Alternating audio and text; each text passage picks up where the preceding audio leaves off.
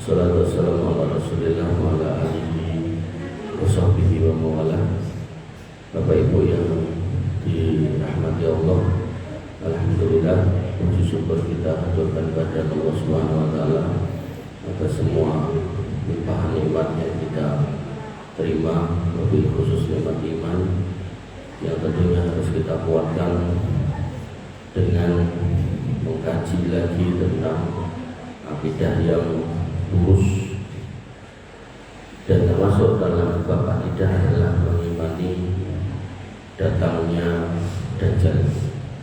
Bapak Ibu yang dirahmati oleh Allah Subhanahu wa taala, sebagaimana yang saya sampaikan pekan yang lalu, bahwasanya saya mengumpulkan lagi dalil-dalil tentang Dajjal, dan kebetulan ada aplikasi yang mendukung, maka saya masukkan lagi hadis-hadis yang sesuai dengan tema pembahasan kita, dan saya ulangi lagi dari depan. Tentu enggak semuanya, tapi hadis-hadis yang baru yang saya dapatkan itu yang kemudian saya akan tambahkan. Kalau panjenengan masih ingat, saya pernah menyampaikan bahwa Nabi SAW tidak diberitahu asal usul Dajjal.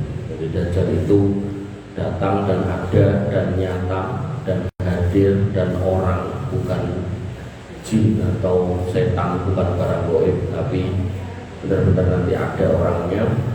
Tapi Nabi SAW tidak diberitahu siapa itu. Dulu pernah saya bacakan hadisnya, dan ini saya mendapatkan riwayat lain juga yang menguatkan dari Musnad Imam Ahmad, hadis nomor 14.427.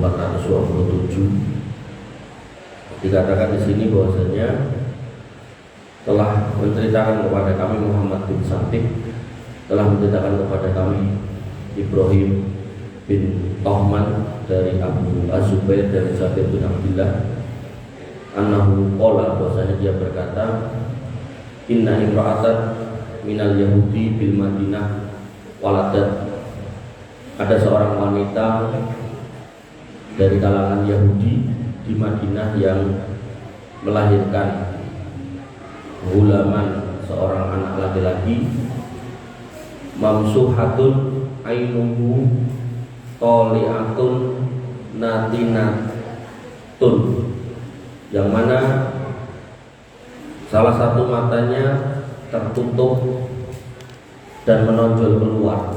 Jadi salah satu matanya itu nggak bisa terbuka, atau ada sesuatu yang menghalangi untuk terbuka, dan metu.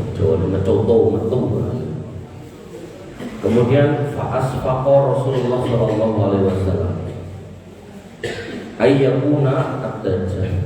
Jadi Nabi sebagai utusan, karena nggak dikasih tahu Dajjal kuwi anake sapa, lahirnya ngendi, maka begitu terdengar informasi itu, Nabi khawatir kalau itu adalah Dajjal.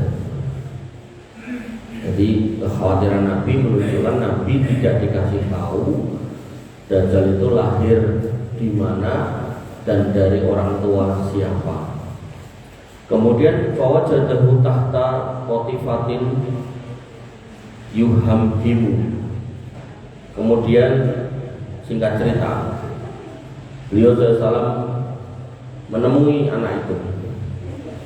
Jadi posisi dia sudah istilahnya, dia sudah bocah-bocah yang bisa jalan gitu. Jadi bukan lagi bayi. Dan dia sedang berada di bawah selimutnya, yuhamhimu, gemreneng, bergumam, demimil, ngomong dewi. Kemudian fa'adzanathu ummuhu. Nah, kok malah ibunya, tadi Nabi itu sebenarnya pengen mencuri dengar. Ini menjadi dalil kalau mencuri dengar itu hukum asalnya memang nggak boleh, tapi kalau ada urgensi dalam artian mencegah suatu bahaya, maka ini nggak apa-apa. Artinya gini, kalau kita nguping pembicaraan orang secara umum nggak boleh, tapi kalau kemudian kita melihat apalagi kita misal tugas pos kamling dan seterusnya, terus melihat ada beberapa orang yang kemudian mojok di satu tempat dan kita yakin dia sedang berencana jahat, maka kita mengintai nggak apa-apa dalam konteks memang ada kepentingan. Tapi nek sebagai manusia kita dino-dino indik tanggane itu nggak boleh. Jadi harus dibedakan kepentingan dan enggak. Kalau memang kita ada tugas, misal polisi, tentara, intel, gitu kan, bin atau bakis atau yang misalnya boleh. Tapi kalau kita nggak ada kepentingan, mau penasaran gitu kan, pengen ngerti tanggone ning omah masa opo, itu nggak boleh. Ngintip-ngintip ngoten itu nggak boleh. Kalau boleh sing diintip wong adus itu tambah nggak boleh. Nah, Nabi pengen mendengarkan gembrengnya itu apa ya? Tapi ibunya mendapati Nabi mendekat. Nah, ibunya ngasih tahu ke bocah itu, ya Abdullah, wahai Abdullah. Jadi anak ini punya nama, tapi panggilan di Arab itu kayak dulu secara umum itu orang bisa dipanggil Abdullah. Nah sekarang dan Mekah Madinah mereka nyeluk wong ya Muhammad, ya Muhammad. Niku nek bocahe cilik atau sing nom. Tapi nek pun ketok sepuh gitu. Nama mulai keng Asia. Ya haji, ya haji. Padahal lagi umroh. Katanya musim umroh celukane ya haji. Maksudnya haji misalkan minggir nopo gitu. Nah itu lengruwi ngoten. Nah zaman dulu ya Abdullah, wahai Abdullah. Hadza Abdul Qasim qad jaa. Ini Abdul Qasim. Abdul Qasim niku panggilan atau kunyah Nabi SAW. Karena dulu punya anak namanya Al Qasim. Iki Abdul Qasim teko. Fakhruj ilaihi. Metuwa temonono. Jadi Nabi niate pengen nguping kemrenenge lare niki napa, malah boke idoi. Akhirnya bocah niku metu. Fakhraja minal qatifah. Dia keluar dari bawah selimut. Faqala Rasulullah SAW, Nabi SAW kemudian mengatakan, malaha qatalah Allahu law taraktuhu labayyana. Niki cara basa Jawa niku napa nggih? Ungkapan kekecewaan niku. Ning niki nek diterjemahke memang ra penak. Malaha qatalah Allahu law taraktuhu labayyana.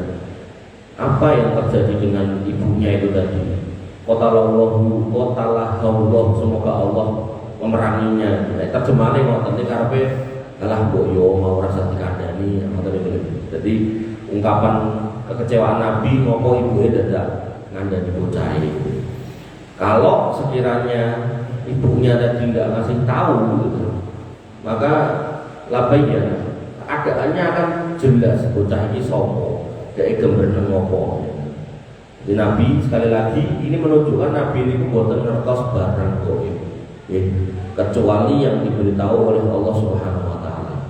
Makanya tadi sore saya lihat ada video sufi-sufi yang tadi ngomong bahwasanya sebelum menciptakan segala sesuatu Allah itu menciptakan Nur Muhammad. Dari Nur Muhammad itu Allah ciptakan arsy, ciptakan kursi, ciptakan ruh, ciptakan jasad, ciptakan alam semesta, bumi, langit. Nah itu dusta, enggak seperti itu. Yang benar manusia pertama, dan itu dimasukkan dalam kitab-kitab akidah seperti kitab akidah Imam Al-Muzani. Manusia pertama itu Nabi Adam. Dari Adam alaihissalam kemudian lahirlah manusia-manusia yang lain. Jadi bukan dari Nur Muhammad, keliru. Dan memang hadisnya juga hadis palsu, bukan hadis yang bisa dipertanggungjawabkan sanadnya. Dan memang senangannya wong sufi-sufi ngoten niku. Jadi senang nama hadis-hadis palsu dalam rangka untuk mengagungkan orang-orang tertentu. Summa qala, kemudian beliau bersabda kepada anak ini.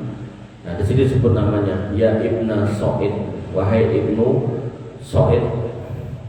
Ya, terjemahannya ditulis Ibnu Soyan, tapi Soid. Mataro, apa yang kamu lihat? Ya, kamu lihat di sini penampakan yang kamu dapatkan itu apa? Jadi bukan melihat secara mata itu boten, tapi kowe iki duwe penemu apa, duwe apa istilahnya? Wangsit apa. Dan memang Allah memilih orang-orang tertentu untuk dikasih itu. Tapi itu dalam rangka menjadi fitnah buat orang yang beriman. Orang beriman ini menganggap ini orang istimewa sehingga harus dipuja, atau cuma dianggap sebagai manusia biasa. Kalau sampai pada level dipuja itu sekalian fitnah. Makanya ketika panjenengan mendapati orang bisa ngilang, bisa ambles bumi, dibacok nggak apa-apa, bisa. Karena Nabi SAW pun cuma terhenti di Sidratul Muntaha, nggak bisa naik lagi ke atasnya. Nah, yang memungkinkan adalah ini singgasananya iblis. Karena iblis itu begitu dikirim ke dunia bersama Nabi Adam, dia nggak mau di daratan, dia pilih tinggal di tengah lautan dan meminta singgasana ben podo kaya Gusti Allah. Niku maunya, tapi tentu yang terjadi nggak beda, karena Allah sudah mengatakan, apa kamu bersaksi nek aku adalah Rasulullah? Faqala, kemudian Ibnu Sa'id menjawab bahwasanya atas haju ani Rasulullah. Tapi nerake, apakah kowe bersaksi nek aku Rasulullah? Olah, kata Nabi SAW, bahwasanya amantu billahi wa rasulih. Aku beriman pada Allah dan Rasul-Rasulnya. Jadi Nabi menjawab dengan jawaban yang umum. Jadi tidak beriman nek Rasulnya gitu, enggak. Karena itu nanti butuh dalil, butuh bukti kalau dia pernah ketemu dengan Jibril. Nah, kenapa Nabi itu jawab gini? Karena kalau dijawab yang lain, nanti bocah ini nesu, gak dijak ngobrol, maka niat Nabi itu jadi terhalang. Padahal Nabi itu kan pengen ngerti bocah ini tadi demi mil nopo. Nah, kemudian summa kharaja wa tarakahu, kemudian beliau keluar dan meninggalkan anak ini. Summa atahu maratan ukhra, pada kali yang berikutnya beliau mencoba lagi, mencoba ngindik lagi. Wa wajadahu fi nakhlin lahu yuhamhimu. Nah, tadi ada di bawah selimut, sekarang dia berada di bawah pohon, lagi duduk termenung, dan dia seperti biasa demimil, ngomong dewi. Kemudian fa'adanathu umuhu, ibunya ngerti meneh. Faqalat, dia ibunya mengatakan lagi, ya Abdullah, wahai hamba Allah, maksudnya nyelok putrane, hada Abul Qasim qadja'a. Itu Abul Qasim takon. Faqal Rasulullah SAW, Nabi mengungkapkan dengan kata-kata yang sama dengan yang di depan tadi, malah qatalahu Allahu laula rabtuhu labayyana. Duh, kok ya meneng kok iki mau. Nek meneng lak terus dadi cetok, dhek iki sapa? Qala, kemudian beliau SAW berkata, perawi berkata, fakana Rasulullah SAW, bahwa Nabi SAW yatma'u ayasma'a min kalamihi syai'an. Nabi itu sangat pengen ngerti dia itu demi mil nopo, ngomong nopo. Faya'lamu wa huwa amla, agar beliau SAW itu tahu bocah ini sajane dia atau enggak, dia itu dajjal apa enggak. Padahal dajjal atau enggak bisa aja Nabi itu bertanya ke malaikat. Tapi dalam hal ini memang Allah itu sedang menginginkan Nabi untuk berusaha selayaknya manusia. Ini menunjukkan bahwasanya selevel Nabi aja enggak selalu dikasih akses untuk kemudian minta tolong kepada malaikat. Sebagaimana halnya perang Badar, beliau itu baru ditolong oleh Allah melalui malaikat ketika sudah hampir kalah. Jadi yo gelut-gelut manusiawi, berantem perang secara gentle, tapi begitu kelihatan mau kalah, nah beliau minta tolong sama Allah. Tentu dari awal beliau sudah berdoa, tapi benar-benar Allah turunkan malaikat itu di akhir-akhir babak dari perang Badar itu sendiri. Nah, kembali ke sini, maka beliau SAW bisa langsung nanya ke Allah atau tanya ke Jibril bisa, tapi beliau lebih memilih untuk ikhtiar. Jadi ini menunjukkan bahwa kita sebagai manusia diperintahkan untuk ikhtiar, walaupun setelah ikhtiar kita diminta untuk berdoa atau tawakal.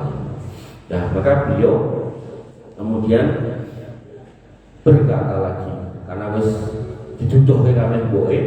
Akhirnya beliau berkata nemoni bocah, ya Ibnu Sa'id mataro, Ibnu Sa'id, kowe saiki duwe penampakan, duwe sawangan opo iki? Qala, kata dia lagi, aro haqqan wa aro batilan wa aro arsan alal ma. Jawabannya sama. Aku melihat kebenaran, aku yo melihat kebatilan, terus aku yo melihat singgasana di atas air. Qala, kemudian Rasulullah SAW bertanya lagi, atasyhadu anni Rasulullah, apakah kamu bersaksi aku Rasulullah? Qala, kata orang ini, anak ini mengulangi pertanyaan Nabi, atasyhadu anni Rasulullah, apa kowe bersaksi aku Rasulullah? Dan Rasul sekali lagi nggak pengen ada jarak sama dia, nggak pengen nganti dia nesu terus ragil nanggepi omongan atau pertanyaannya. Maka Nabi menjawab bahwasanya amantu billahi wa rasulihi, aku beriman kepada Allah dan Rasulnya. Falu bisa alaih, kemudian tetap samar, ini orang siapa, ditinggalkan lagi. Summa kharaja fatarakahu, ditinggalkan. Summa ja'a fi tsalis awir rabi, dibaleni meneh kali yang ketiga atau yang keempat. Nah, belalah kali yang ketiga dan keempat atau yang keempat ini, wa ma'ahu Abu Bakrin wa Umar, beliau bersama Abu Bakar dan Umar, fi nafarin minal muhajirin wal ansor wa ana ma'ahu, dan beliau juga bersama dengan sejumlah orang dari kalangan muhajirin dan ansor. Dan si perawi hadis ini juga bersama kelompok itu. Jadi Nabi rame-rame, jadi jenindek ini rame-rame. Kemudian Nabi mengatakan kepada para sahabat itu, fabadara Rasulullah SAW, kemudian Nabi mendahului mereka di sini karena namanya mau ngindek kok rame-rame itu tidak kondangan. Warojan ayas ma'a fi kalamihi sayyan, dan beliau sangat berharap kathu labayan, tuh sekiranya mbok yao daerah cerita nek aku teko, maka aku akan ngerti sakjane bocah kuwi sapa. Fakola, kemudian akhirnya Nabi bertemu dengan si Abu Sa'id ini dan bertanya, Ibnu Sa'id, maaf, ya Ibnu Sa'id mataro, wahai Ibnu Sa'id, piye sing mbok delok apa saiki? Kola, kata Ibnu Sa'id itu. Kemudian pada tahap berikutnya beliau kemudian mendatangi lagi, ya, ini kita ke kopi udah beli. Nah, kemudian kemudian Ibnu Sa'id mengatakan aduhu kegelapan, apa namanya, asap. Faqala lahu Rasulullah SAW, kemudian Nabi SAW mengatakan ihsa, seorang lungo. Ternyata bedaannya bener dan bener gitu. Kemudian faqala Umar bin Khattab, kemudian Umar bin Khattab mengatakan kepada Nabi SAW, jadi kalau kepala negaranya sudah mengizinkan itu secara syar'i boleh, tapi kalau nggak dapat izin kepala negara maka itu dosa. Makanya dalam konteks nyekel maling digerobok nanti mati, nah itu semua pelakunya secara pidana Islam itu sudah melakukan hukum atau sudah melakukan tindakan pidana pembunuhan. Nanti dalam sebuah riwayat ada hakim dari Yaman yang kemudian datang menemui Umar bin Khattab dan bertanya karena ada orang satu yang dikeroyok kemudian mati. Beliau bertanya hakim ini, bagaimana kasus ini ditegakkan? Kata Umar bin Khattab, ojo kok ngomong kuwi, nek kabeh penduduk Yaman, ibu kota Yaman Son'a itu yang melakukannya, maka semua tak eksekusi mati. Ini menunjukkan dalam Islam, ya, darah itu benar-benar dijaga, nggak boleh mudah-mudah ditumpahkan, apalagi karena kasus yang bukan hukuman mati pidananya. Kan wong nyolong pitik, nyolong sendal itu kan hukumannya bukan dibunuh, Pak. Nah, dalam kasus tertentu kan ada yang dibunuh, ada yang diobong, ada yang di macam-macam itu. Maka semua pelaku yang terlibat itu hakikatnya sedang melakukan tindak pidana pembunuhan dalam syariat. Ya dosa itu sama membunuh berarti itu. Nah, maka itu perlu ditobati ya. Bapak-ibu dirahmati oleh Allah Subhanahu wa taala. Umar bin Khattab izin. Nah, Nabi SAW mengatakan, kalau Rasulullah SAW in iyakun huwa falasta sahibahu. Nek tenan bocah iki dajjal. Ini menunjukkan Nabi berarti nggak ngerti loh ya. Makanya nek sekarang ada orang nanti ngerti sumben ini, sumben mono. Nah, pas pokoknya aneh-aneh itulah gitu. Nah, maka itu tentu aku yakin itu nggak benar. Nah, Nabi mengatakan nek tenan kuwi dajjal, falasta sahibahu. Sing wis ditakdirke nggo mateni dudu kowe. Innama sahibuhu Isa bin Maryam sallallahu alaihi wasallam. Bahwasanya yang punya hak untuk mengeksekusi dajjal itu dalam nas tertulis di Lauhul Mahfuz Isa bin Maryam, bukan kamu. Nah, sehingga beliau kemudian melanjutkan lagi sabdanya, wa illa yakun nek iki dudu dajjal. Tadi dikatakan nek iki dajjal sing berhak bunuh dudu kowe tapi Isa. Nah, kemudian dikatakan nek iki dajjal kayak prasangka kita, maka falaisa laka alla taqtula rajulan min ahli ahdi. Nah, iki dudu dajjal kan tadi dia dari anak seorang wanita Yahudi tuh, berarti dia Yahudi.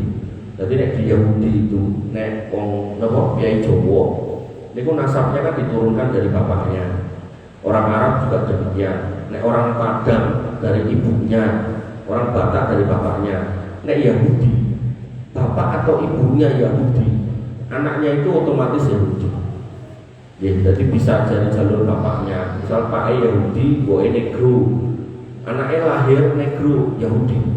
Atau Pak boe Yahudi, bapaknya negro, lahir negro. Ya anak ini tetap Yahudi. Makanya kan Israel itu wong Yahudi Israel itu hari ini itu ada yang muka India, ada yang muka Cina, ada yang muka Korea, ada yang muka Filipina, ada yang muka Afrika. Nah, itu sudah kecampur berarti. Nah, yang masih murni itu ya mukanya muka orang-orang Yahudi, ada putih-putih macam-macam gitu. Nah, maka berarti ini wong Yahudi toh. Nah, maka Nabi mengatakan nek iki dudu dajjal, maka kamu juga nggak berhak untuk membunuh orang kafir yang dalam perjanjian damai. Jadi ahlul ahdi ini orang kafir yang hidup di negeri Islam yang dijamin darahnya oleh pemerintah Islam. Makanya Nabi pernah mengatakan man qatala mu'ahadan. Jadi kafir mu'ahad namanya. Ahlul ahdi ini kafir mu'ahad. Siapa yang kemudian membunuh atau menyakiti kafir mu'ahad lam yarah raihatal jannah, maka dia nggak akan mencium bau surga. Makanya ini menjadi dalil juga gak bolehnya orang Islam Indonesia ganggu orang non Muslim dalam beribadah. Misal gerejanya dibom, dibandemi, atau mungkin kuilnya dilempari yang enggak dulu.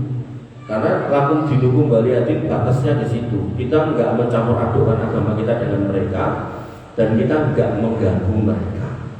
Sampai Nabi tegas mengatakan nek nganti mbok ganggu kowe ora bakal ngambu ambune surga. Nek ambune surga kowe ora tercium otomatis masuknya juga enggak.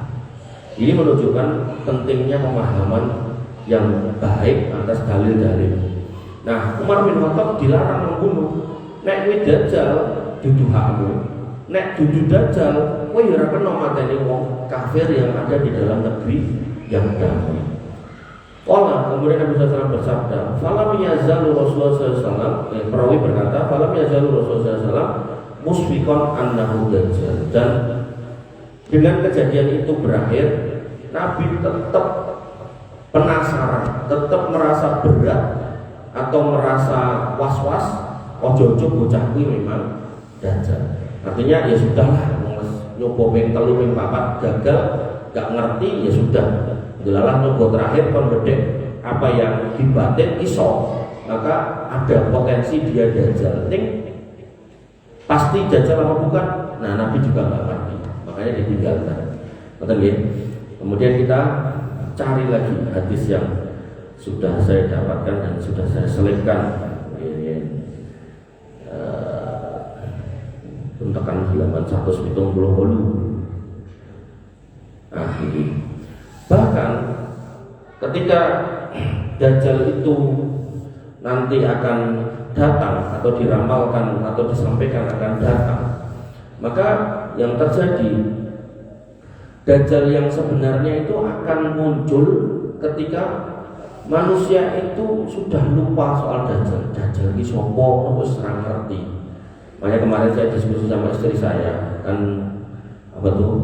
pejuang Suriah sudah memenangkan pertempuran 13 tahun melawan penguasanya, menggulingkan diktator 50 tahun Syiah Nusairiyah yang sudah membantai orang-orang ahlu sunnah 50 tahun, dan pejuangnya berjuang selama 13 tahun untuk melengsarkan. Tentu itu bukan perkara yang mudah. Nah, kenapa kok Suriah itu bisa dikalahkan? Dari pengamatan saya, Suriah itu saja nih sudah lemah, tapi di backup sama Rusia. Nah, begitu Rusia perang sama Ukraina diwangi Amerika dan sekutunya, maka segala macam kekuatan Rusia yang di Suriah ditarik mundur, dibuat konsentrasi ke arah Ukraina, sehingga yang tersisa adalah tentara-tentara Suriah. Dan gelalah tentara Suriah itu di bawah pimpinan adiknya, presidennya Bashar Assad itu. Nah, mereka itu korupsi, senang foya-foya, dan parah lagi, mereka senang dengan dunia sehingga mereka takut mati.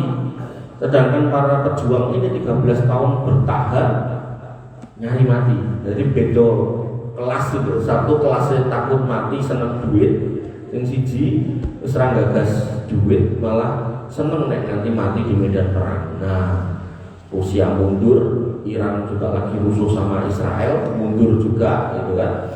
Maka termasuk Hizbullah ngomongnya ngirim 3.000 pasukan dan dikirim balik menaik. Gitu. Nah, maka mereka kemudian disibukkan dengan urusannya masing-masing. Nah, pejuang Suriah masuk, menang. Nah, nampaklah sebuah masjid, namanya Masjid Umayyah, Bani Umayyah. Masjidnya besar, tengahnya itu ada halamannya luas banget, terus ada menaranya putih. Nah, menara putih inilah yang nanti akan menjadi tempat turunnya Isa al-Masih. Apakah di masjid itu atau di masjid yang lain, wallahu alam. Yang jelas di Damaskus, gitu. Nah, diskusi saya sama istri saya, dia ngomong, wah, di Suriah harus menang, berarti ini wis makin dekat Dajjal metu, gitu. Nah, terus saya sampaikan, enggak, lengkon hadis itu dikatakan Dajjal itu akan keluar ketika manusia itu sudah lupa Dajjal itu enek apa ora, teko apa ora. Itu sudah pernah saya sampaikan gitu. Nah, yang malam ini saya tambahkan, bahkan manusia itu mengingkari adanya Dajjal. Dajjal ini diingkari. Dan sekarang tuh udah banyak orang mengingkari. Makanya ada sebagian ustadz itu jelasnya Dajjal, tapi nggak menyebutkan Dajjal itu manusia, tapi dia ngomong, loh, Dajjal ini Amerika, Dajjal ini sistem kapitalis, Dajjal ini Kim Jong Un, Dajjal ini Vladimir Putin. Jadi dicarikan sosok yang lain, padahal hadisnya jelas, matanya 2, 1 sakit, bisa menghidupkan orang mati dan seterusnya, gitu. Nah, diriwayatkan dalam sebuah riwayat dari Ibnu Abbas, beliau berkata, khotbah Umar bin Khattab berkhutbah radhiyallahu anhu. Faqala, kemudian beliau berkata dalam khutbahnya, fahamidallahu ta'ala wa asna alaihi, setelah memuji dan menyanjung Allah Subhanahu wa taala, beliau kemudian fadzakara ar-rajma, dan menyebutkan tentang hukum rajam, orang berzina dirajam. Kemudian beliau mengatakan, faqala la tuhda'unna anhu fa inna haddun min hududillahi ta'ala.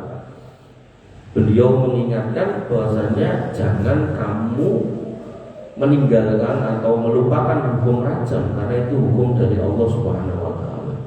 Dan benar, hampir semua negara Islam kan meninggalkan hukum rajam. Ala inna Rasulullah sallallahu alaihi wasallam qad rajama wa rajamna ba'dahu. Kenapa? Ketahuilah, karena Nabi SAW itu telah melaksanakan hukum rajam, dan kami juga melaksanakan hukum itu sepeninggal beliau SAW. Walaula ayyakula qailuna zada Umar, seandainya tidak ada yang mengatakan bahwa Umar telah menambahkan sesuatu dalam kitabullah, fi kitabillah malaysa minhu, yang bukan bagian dari kitabullah, la kata tuhu finahiyatin minal mushaf, saya aku akan menulisnya dalam salah satu bagian dari mushaf. Artinya kalau beliau nggak ngomong, nah ini bukan bagian dari mushaf, makanya sesuatu tak bawa dalam mushaf. Jadi pas masa itu mushaf itu belum dibukukan, karena nanti pembukaan mushaf itu pada masa Utsman bin Affan.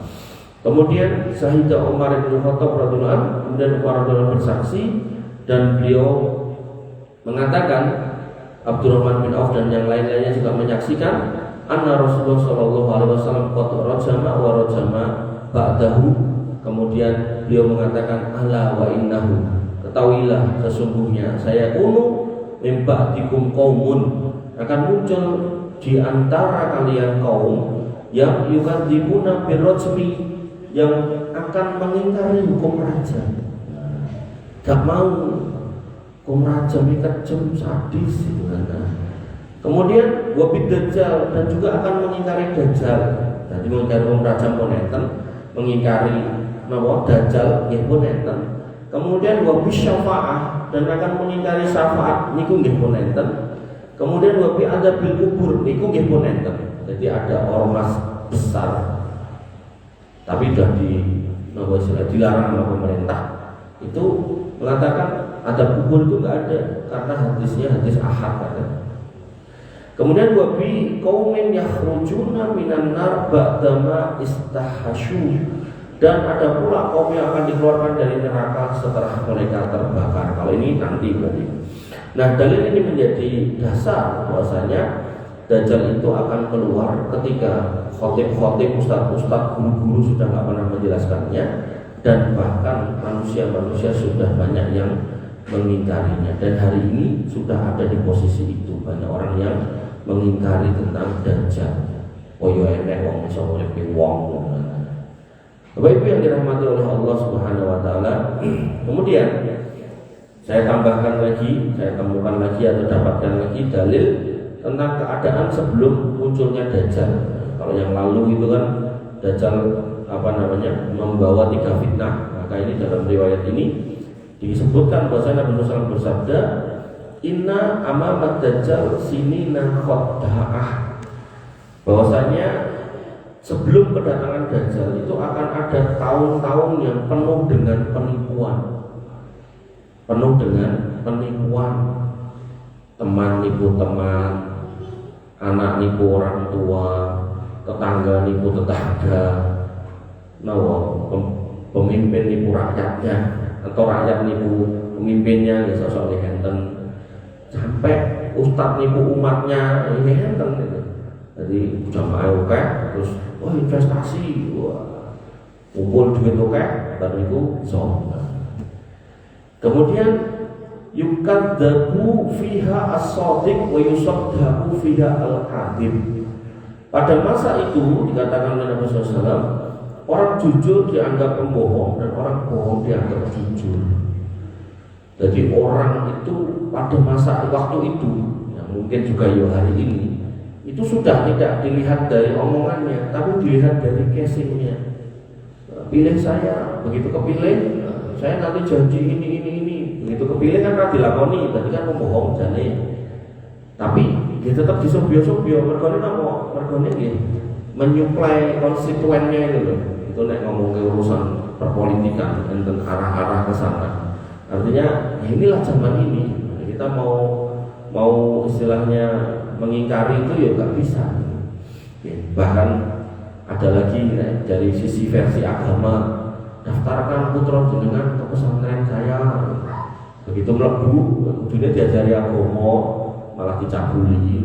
Saya sebulan itu kalau saya dengar sekali 2 kali ada ustadznya bully santrinya. Maka itu juga bagian dari menipu. Kemudian wa yukhawwanu fiha al-aminu wa yu'tamanu fiha al-khainun. Yang dipercaya akan dianggap pengkhianat dan yang pengkhianat malah dipercaya. Jadi kepercayaan atau amanah diberikan kepada para pengkhianat. Ini pun dengan dapati juga, gitu kan. Banyak orang yang kemudian memimpin bukan karena amanahnya, tapi karena serangan fajarnya, gitu kan. Sampai enten mantan koruptor pun bebas digumene kali partai ini dengan percaya diri diwawancarai dan salah satu podcast dudoke rumus ben menang jadi anggota DPR RI. Jadi cara rumus supaya menang, berapa konstituen yang harus dibutuhkan, suara yang dibutuhkan, siapkan amplop sejumlah itu ping telu. Jadi pengen jadi anggota dewan misal butuh suara 500.000 atau mungkin 300.000, berarti cepatnya 900 amplop. Nah isinya nek sama dulu 100.000, nek saiki 100.000 serapayu ya minimal 300, jadi 300.000 ping 100 amplop. Ajari gitu. Partai ini Islam padahal. Nah, kemudian ada juga ciri berikutnya, wa yatakallamu fiha arwaibiduh. Ini pun oke. Pada masa itu kata Nabi SAW, ruwaibiduh itu banyak bicara. Kemudian para sahabat bertanya, wa ma ruwaibiduh? Ruwaibiduh itu apa ya Rasul? Qala kata Nabi SAW, al-fuwaisiku yatakallamu fi amril amah. Padahal tidak ada satupun hadis ina makoli itu benar. Terus apa ya bahasa Arab di sini mau makoli kena ada kembang kol, ada macam-macam kol-kolan itu ya. Tapi kan tidak ada dalam bahasa Arab apa istilahnya kata-kata makoli yang diulang-ulang terus-terusan gitu. Maka waktu itu gak enten sing mengimani. Makanya pantas kalau nanti muncul dajjal sing saat teman-teman dan sudah terjadi baik sebagian atau kebanyakan, maka panjenengan harus hati-hati. Pentingnya ngaji dengan pengajar yang mengajarkan Quran dan Sunnah, bukan kemudian menguaton itu agar kita hati-hati. Kemudian ternyata termasuk ciri menjelang dajjal itu muncul akan banyak syubhat pada majelis ilmu, bahkan banyak majelis ilmu itu ditinggalkan. Nabi SAW bersabda, yakhruju dajjal fi khaf qatin minad din wa idbarin minal ilm. Mana dalil? Dajjal akan muncul di saat agama mulai lemah dan ilmu mulai berkurang. Berarti bukan Islamnya yang jelek, bukan, tapi orang yang mengerti Islam dengan benar itu mulai berkurang. Makanya nanti dalam hadis tentang para ulama itu laksana lentera yang ketika mereka mati maka gelap dunia itu. Makanya pentingnya untuk mengajari putra-putra jenengan untuk dekat dengan agama. Dan ilmu mulai berkurang. Ini kalau bukti Pak. Belum lama saya pengajian itu saya menjelaskan tentang siklus kematian dari mulai alam ruh, alam rahim, sampai kemudian kuburan, kemudian padang mahsyar, hisab, mizan, telaga, syafaat, telaga, sirah, kontoroh, surga. Niku kula di depan kampung BB sepuh dan haji semuanya. Saya tanya, bar niki nopo? Anak sing jawab. Bar niki nopo? Anak sing jawab. Artinya orang dengan strata sosial seperti itu umumnya dan masyarakat kan di sumanggake kan misi kultum toh. Bahkan umumnya kan misi pengawasan dan seterusnya. Tapi pada prinsip siklus kehidupan ini saja nggak paham gitu loh. Padahal itu akidah gitu. Ini membenarkan dalil ini bahwasanya ternyata memang cirinya nanti tuh ilmu agama tuh luntur dan majelis ilmu itu juga banyak berkurang. Kemudian falahu arba'una lailah yasihuha fil ard. Dajjal akan berada di bumi selama 40 hari dan dia keliling seluruh dunia. Al-yawma minha kasana, satu hari yang pertama itu kayak setahun, wal yawmu minha kasari, hari yang kedua itu kayak sebulan. Kemudian wa yawmu minha kal jum'ah, satu hari yang ketiga itu kayak satu minggu, satu Jumat. Wasairu ayyamin ka ayyamikum hadhihi, sisanya yang 37 koyo hari-hari biasa. berarti dia akan tinggal 1 tahun, 1 bulan, 1 minggu, 37 hari. Nah ini kalau di total itu kita ya sekitar 1,5 tahun kalau nggak salah. Mungkin Mas Anies biar hitung meneh gitu. Kalau nggak 1,5 atau 2,5 tahun. Walahu himarun yarkabu, dan dia naik keledai. Ardu ma baina udunaihi arba'una dira'an, di mana panjang antara kedua telinganya itu 40 hasta. Jadi keledai ini gede. Fayaqulu linnas ana rabbukum, dan dia keliling dunia menawarkan diri sebagai Tuhan, aku Tuhanmu. Wa huwa a'waru, dan dia matanya buta sebelah. Wa inna rabbakum laisa bi'awar, sementara Tuhanmu tidak buta sebelah. Maktubun baina ainaihi kafirun, di antara dua matanya ini tertulis kafirun, kafak dan roh. Kemudian muhajjatun yaqra'uhu kullu mu'minin katibun wa ghairu katibin. Maka tulisan itu bisa dibaca oleh setiap orang yang beriman, baik yang bisa menulis maupun yang tidak bisa menulis. Jadi kata kafir itu untuk orang beriman itu pun biasa. Sehingga kalau orangnya beriman bisa kelihatan, tapi nek imannya nggak jelas, misalnya kayak orang-orang munafik atau orang kafir sekalian, itu nggak bisa kelihatan. Kemudian yari dukul lamain wa manhalin illal Madinah wa Makkah, dan Dajjal akan mengunjungi semua tempat sumber air kecuali yang ada di Mekah dan Madinah. Haramahumullahu alaihi wa qamatil malaikatu bi abwabiha, karena Allah mengharamkan kedua kota itu untuk didatangi bagi Dajjal, dan para malaikat bersiap-siap menunggu Dajjal di pintu-pintu kota tersebut. Wa ma'ahu jibalun min khubzin, dan dia membawa segunung roti. Jadi dia mendatangkan makanan, rezeki, kemakmuran. Wan nasu fi jahdin illa man tabi'ahu, dan manusia berada dalam kesulitan kecuali bagi mereka yang mengikuti. Jadi orang-orang yang membersamai niku uripe penak, sing teguh dengan keimanannya itu uripe susah. Wa ma'ahu nahrani ana a'lamu biha minhu, dan bersama dia ada 2 sungai dan aku lebih mengetahui keduanya daripada dia. Artinya Dajjal juga nggak ngerti nanti sungai apa. Nahrun yaqulu al-jannatu wa nahrun yaqulu an-naru, sungai itu yang kemudian satunya disebut surga, satunya disebut neraka, yang kemarin saya bahasakan air dan api gitu. Faman udkhila alladhi yusammihi al-jannah fa huwa nar, siapa yang kemudian masuk kepada yang disebut surga olehnya maka itu hakikatnya api. Wa man udkhila alladhi yusammihi an-nar fa huwa al-jannah, siapa yang masuk kepada yang disebutnya sebagai neraka maka hakikatnya itu adalah surga. Wa yab'atsullahu ma'ahu syayatina tukallimun nas, dan Allah juga mengirim setan-setan untuk membersamai Dajjal dan berbicara kepada manusia. Wa ma'ahu fitnatun adimatun, dan bersamanya ada sebuah fitnah tipu daya yang sangat besar, yaitu apa? Ya'mur sama'u fatumtir fi ma yarnas, dia bisa memerintahkan langit untuk mendatangkan hujan, dan hujan beneran sebagaimana dilihat oleh manusia. Wa yaqtul nafsan summa yuhyiha fiha yarnas, dan dia akan membunuh seorang manusia di depan matanya dan kemudian menghidupkan lagi. Jadi bisa membunuh, dibunuh, mati, diuripkan. La yusallatu ala ghairiha minan nas, padahal enggak ada orang lain yang mampu melawan kecuali dia. Kemudian dia berkata kepada pengikutnya, ayyuhan nas hal yaf'alu mithla hada illa rabbu azza wa jalla. Hei menungso kabeh, sing iso ngene iki lak ya mung Rob semesta alam yang maha tinggi, maha perkasa. Maksudnya dia pengen mengklaim kuwi aku gitu loh.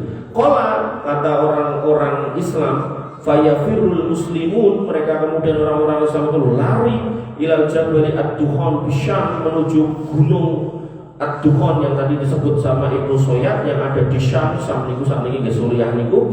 Fayatihim fayuhadiruhum, dan dia akan datang kepada mereka dan kemudian mengepung mereka. Fayastaddu khisaruhum wa yujhiduhum jahdan sadidan, dan pengepungan akan makin berat bagi orang-orang beriman dan sangat menyulitkan orang beriman. Summa, dalam kondisi seperti itu, yanzilu Isa bin Maryam fayunadi minas sihr, maka kemudian Isa bin Maryam diturunkan dan memanggil di waktu minas sahar, memanggil di waktu sahur. Fayaqulu, kemudian Isa bin Maryam berkata, ya ayyuhan nas, wahai manusia, mayamna'ukum an takhruju ilal kadzabil khabith, apa yang menghalangimu untuk keluar melawan si pendusta besar Dajjal? Fayaqulun, mereka berkata, hadza rajulun jinniyun, ini loh manusia dari golongan jin. Jadi mereka nggak ngerti kalau itu Isa bin Maryam. Fayantalikuna faidahum bi Isa bin Maryam sallallahu alaihi wasallam. Mereka pun pergi dan mereka ternyata menemui Isa bin Maryam, semoga Allah memberikan keselamatan. Fatuqamus shalah, kemudian beliau menegakkan sholat bersama manusia. Fayuqalu lahu taqaddam ya ruhullah, kemudian diminta untuk mengimami, majulah wahai ruh Allah. Fayaqulu, kemudian dia berkata, liyataqaddam imamukum falyusalli bikum, maka yang menjadi imam harusnya dari kalian dan sholatlah dengan imam itu. Nah, di sini kemudian Imam Al-Mahdi segede lagi. Kemudian faidah sholat subhi kharaju ilaih, dan kemudian ketika mereka sudah sholat subuh, maka mereka pengikut Dajjal keluar menemui Isa bin Maryam. Qala, kemudian ketika Dajjal melihat, fahina yara al-kadzab yamnahu kama yamnahu al-bilhu fil ma, maka begitu Dajjal itu melihat Isa bin Maryam gelotok, urung dijak gelut, maka dia meleleh seperti garam yang dicampur dengan air. Fayamsi ilaihi fayaqtuluhu, kemudian Isa mendekatinya dan membunuhnya. Hatta idza syajarata wal hajara yunadi, sampai kemudian batu dan pohon pun berseru, ya ruhullah, wahai rohnya, wahai ruh dari Allah. Hadza yahudiyun, inilah orang-orang Yahudi. Wala yatruku mimman kana yatba'uhu ahadan illa qatalahu, dan dia tidak meninggalkan seorang pun dari pengikut Dajjal kecuali dihabisi. Ini